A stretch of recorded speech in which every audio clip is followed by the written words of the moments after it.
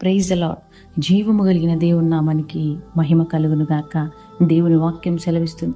కీర్తనల గ్రంథం 21వ అధ్యాయం 3వ వచనం, శ్రేయస్కరమైన ఆశీర్వాదములతో నీవు అతనిని ఎదుర్కొంచున్నావు, అతని తల మీద అపరంజి కిరీటము నీవు ఉంచి ఉన్నావు. దేవుని స్తోత్రం. శ్రేయస్కరమైన ఆశీర్వాదము. దేవునికి వందనాలు చెల్లునుగాక. దేవుడు మనని ఆశీర్వదించుటకే ఆయన సిద్ధముగా ఉంటాడు. ఆయన ఎల్లకాలము ఆయన బిడ్డల్ని ఆశీర్వదించాలని ఆశ కలిగి ఉంటాడు.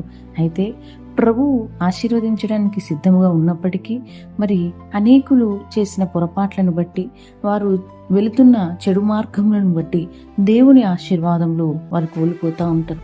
ఈరోజు నిన్ను నన్ను సృజించినది ప్రభు. ఆయన చేతుల మీదుగా మనల్ని సృజించి ఆయన ఇచ్చే నిండారులైన ఆశీర్వాదములు మనం పొందుకొని మనము దేవుని బిడ్డలుగా సాక్షులుగా ఉండుటకే ప్రభు మనని నిర్ణయించి పెట్టినాడు. అయితే చాలామంది పాపంలో పడిపోయి వారి ఇష్టానుసారమైన పనులు, అంటే వారికి ఏదైతే అనుకూలంగా ఉంటుందో దాన్ని దేవుని చిత్తం అనుకొని ఆ పనిని చేస్తూ పరిగెత్తుతూ ఉంటారు. దానివల్ల కొన్నిసార్లు తెలిసి తెలియని జ్ఞానము లేని వారి వలె ఉండి మరి ఆ జ్ఞానుల వలె దేవుని ఆశీర్వాదములను కోల్పోతూ ఉంటారు. నోటి ద్వారా మాట్లాడుతున్న వ్యర్థమైన మాట ద్వారా మరి పనులు, అంటే వారు చేస్తున్న వ్యర్థమైన పనుల ద్వారా దేవుని ఆశీర్వాదములు కోల్పోతూ ఉంటారు. ప్రభు ఎందుకు మనని ఆశీర్వదించాలనుకుంటున్నాడు? ఇంకా ఎందుకు మన జీవితంలో ఆశీర్వాదాలు లేవు సహోదరి? నీ జీవితంలో ఇంకా ఎందుకు సంవత్సరాలు గడిచిన ఆశీర్వాదాలు లేవంటే నువ్వు తప్పిపోతున్నావు. ప్రభు మాటకు నువ్వు లోబడుటలేదు. ఆశీర్వాదములతో నీవు అతనిని ఎదుర్కొంచున్నావు, అతని తల మీద అపరంజి కిరీటం నీవు ఉంచి ఉన్నావు. నిన్ను బ్లెస్డ్గా ఉంచడానికే ప్రభు నిన్ను నన్ను సృజించింది. నువ్వు ఆశీర్వాదకరంగా ఉంటేనే కదా ఇప్పుడు నిన్ను ఆశీర్వదించి నిన్ను అనేకులకు ఆశీర్వాదకరంగా దేవుడు చేయాలనుకుంటున్నాడు. దేవుడు 2 ఆశీర్వాదాలు ఇస్తాడండి. ఒకటి మనల్ని ఆశీర్వదిస్తాడు, రెండవది మన ద్వారా ఎదుటి వారిని ఆశీర్వదించేలాగా చేస్తాడు. ఈరోజు నువ్వు ఫస్ట్ దన్నా కనీసం పొందుకొని ఉన్నావా? నిన్ను ఆశీర్వదించాడు. మంచి ఉద్యోగం ఇచ్చి నీకు ఒక మంచి ఆస్తి ఉండి ఒక సెటిల్మెంట్ లైఫ్లో నీవు ఉన్నావు అంటే అది ప్రభు కృప. ప్రభు నిన్ను ఆశీర్వదించాడు. అయితే ఇదే విధంగా నీ ద్వారా ఎదుటి వారిని ఆశీర్వదించాలని దేవుడు అనుకుంటున్నాడు. మరి నువ్వు సహాయం చేసి ఇవన్నీ నీకు ఇచ్చింది ఎందుకు? ఈరోజు ఒక ఉన్నత స్థితిలో ఉన్నావు, ఒక మంచి పొజిషన్లో నీవు ఉన్నావు, నిన్ను ఆశీర్వదించాడు, నువ్వు బ్లెస్డ్గా ఉన్నావు. నీ ద్వారా ఎదుటి వారిని కూడా ఆశీర్వదించాలని ఆశపడుతున్నాడు దేవుడు. ఈరోజు నువ్వు సహాయం చేస్తున్నావా? చాలా మంది అంటారు, నేను దేవుని బిడ్డనై ఉండి కొంతవరకు హెల్ప్ చేస్తున్నాను. కాదు, దేవుడు నిన్ను ఎందుకు విస్తారంగా ధారాళంగా ఆశీర్వదించాడంటే నీ ద్వారా దేవుని పని ఉందని అర్థం. నీ ద్వారా దేవుని బిడ్డలు ఆశీర్వదించబడాలని అర్థం. ఆయన కొంతమందిని పక్కన పెట్టి కొంతమందిని ఆశీర్వదించే దేవుడు కాదు, అందరినీ ఆశీర్వదిస్తాడు. కొన్నిసార్లు కొంతమంది జీవితంలో ఎందుకు కార్యాలు జరగవంటే దేవుని బిడ్డల చేత వారిని దేవుడు విస్తారంగా ఆశీర్వదించడానికి, కొంత సహాయం వారి ద్వారా అందడానికి దేవుడు ఎదురు చూస్తూ ఉంటాడు. ఈరోజు నువ్వు సహకరించే బిడ్డల్లాగా ఉన్నావా? ఈరోజు నీకున్న దాన్ని బట్టి నువ్వే అతిశయపడుతూ, నీకు నువ్వే సంతోషపడుతూ, నా బిడ్డలకు పెట్టుకొని నేనే బాగుండాలి అనుకొని తిరుగుతున్నావా? ప్రియ సహోదరి, నువ్వు కానొకప్పుడు నీ స్థితి ఏమై ఉన్నదో జ్ఞాపకం చేసుకో. ఎందుకంటే ఈరోజు నువ్వు అందరికంటే ఎక్కువగా ఆశీర్వాదకరంగా ఉన్నావంటే దేవుని పని నీతో చేయించుకోవాలని ఆశపడుతున్నాడు. నువ్వు దేవుని పని చేయవలసిందే. నిన్ను ఆశీర్వదించిన దేవుని దగ్గరికి నువ్వు వెళ్తున్నావు. ఒక చెట్టు ఉంది అనుకుందాం. ఒక చెట్టు ఉండి మంచి ఫలాలు ఇచ్చి బలమైన చెట్టుగా నిలబడింది. ఆ చెట్టుకంతా ఫలాలు ఉన్నాయి. అయితే ఆ ఫలాలు ఎవరు కూడా కోయినప్పుడు అవి పండి నేల మీద రాలిపోతాయి.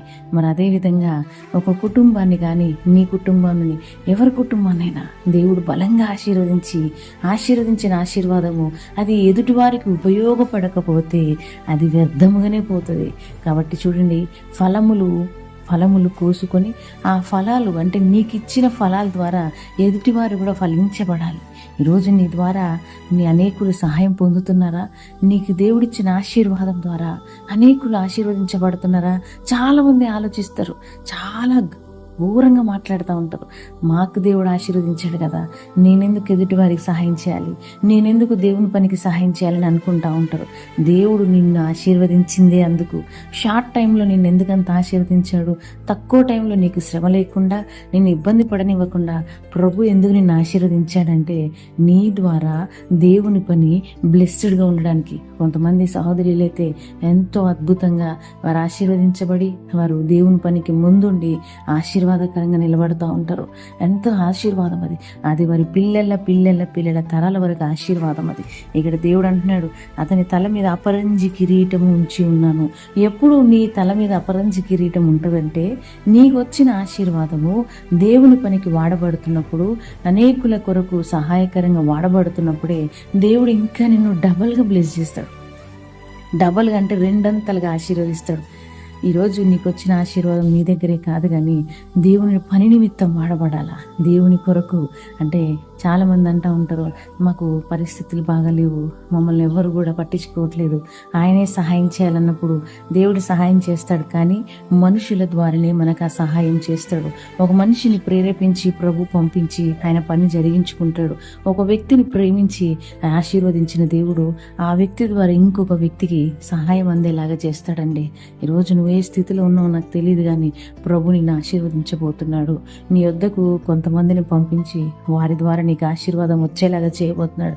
ఏ సహాయం కొరకు చేతులు చాపి చూస్తున్నావేమో, ఈ వాక్యం వింటున్నారు కొంతమంది సేవకులు కూడా, ఈ వాక్యం వింటున్నారు. నేను వారితో కూడా ఒకటే మాట, ప్రభు ఆత్మ బలముతో దేవుడు మాట్లాడుతున్నాడు. ఈరోజు నీ సంఘం కొరకు, నీవు ప్రతి ఒక్క పని కొరకు, నీవున్న దీనహీన స్థితి కొరకు ఎంతగా ఆశగా దేవుని వైపు ఎదురు చూస్తున్నారేమో ప్రియ దేవుని బిడ్డలారా, ప్రభు మాత్రము మనని ఆశీర్వదించుటకు సహాయంగా ముందుగా నిలబెట్టబోతున్నాడు. దేవుని ఆశీర్వాదం ఎవరు కూడా ఊహించలేడు. ఆయన ఆశీర్వదిస్తే ఎవరు కూడా ఆపలేరు. ఆయన ఒక ద్వారం తెరిస్తే దాన్ని ఎవ్వడు మూయలేడు. ఈరోజు నీ ఆశీర్వాదం నీ వద్దనే కాకుండా అనేకులకు ఆశీర్వాదకరంగా నీ ఉండు. నీ తల మీద అపరంజి కిరీటము దేవుడు పెట్టబోతున్నాడు.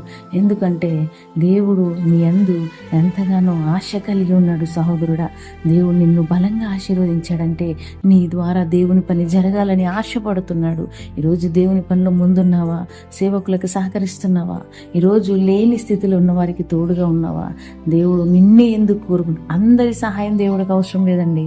అందరి దగ్గర కూడా దేవుడు తీసుకోడు. ఎప్పుడు కొంతమందిని, ఆయన సెలెక్టెడ్ పర్సన్స్ని ఆయన హృదయాలను చూస్తాడు. ఆయన దృష్టిలో ఎవరైతే వీరి ద్వారా నా పనికి సహాయం కావాలని అనుకుంటాడో వారినే ప్రేరేపించి వారినే వాడుకుంటాడు. అన్ని ఫలాలు అన్నిటికీ పనికిరావు. కొన్ని చేదు ఫలాలు ఉంటాయి, అవి అవసరం లేదు దేవునికి. మంచి ఫలాలే దేవుడు ఆశగా ఎదురు చూస్తూ ఉంటాడు.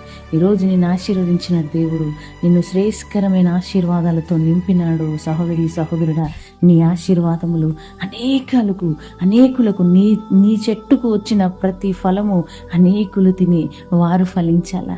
నీకొచ్చిన ఈ ఆశీర్వాదము అనేకుల దగ్గరికి వెళ్ళి సహాయకరంగా వారు కూడా ఆశీర్వదించబడాలా. నిన్ను దేవుడు ఆశీర్వదించాడు, నీ ద్వారా అనేకులు ఆశీర్వదించబడాలా. అటువంటి ఆశీర్వాదములు మనందరం పొందుకుందుముగాక. ఆమేన్. తండ్రి, నీకు కృతజ్ఞతాస్తుతులు చెల్లిస్తున్నాం. బిడ్డలందరినీ దీవించు. ఎంతమందిని బ్లెస్డ్గా ఉంచావో వారి హృదయంలో ప్రేరేపణిచ్చి, ఆలోచనిచ్చి, నీ పని నిమిత్తము, అనేకుల నిమిత్తము వారిని బలంగా వాడుకోండి ప్రభువా. బిడ్డలను దీవించు. నీ సహాయం కొరకు ఎదురు చూస్తున్న బిడ్డలందరినీ కూడా బ్లెస్డ్గా ఉంచు. వారికి కూడా సహాయానికి ద్వారాలు తెరిచి వారిని కూడా బ్లెస్ చేసి వారిని కూడా నీ కృపతో నింపమని, నీ ప్రార్థన అంతా నీ సన్నిధికి చేర్చుకోమని యేసయ్య నామములో అడుగుచున్నాం తండ్రి. ఆమేన్.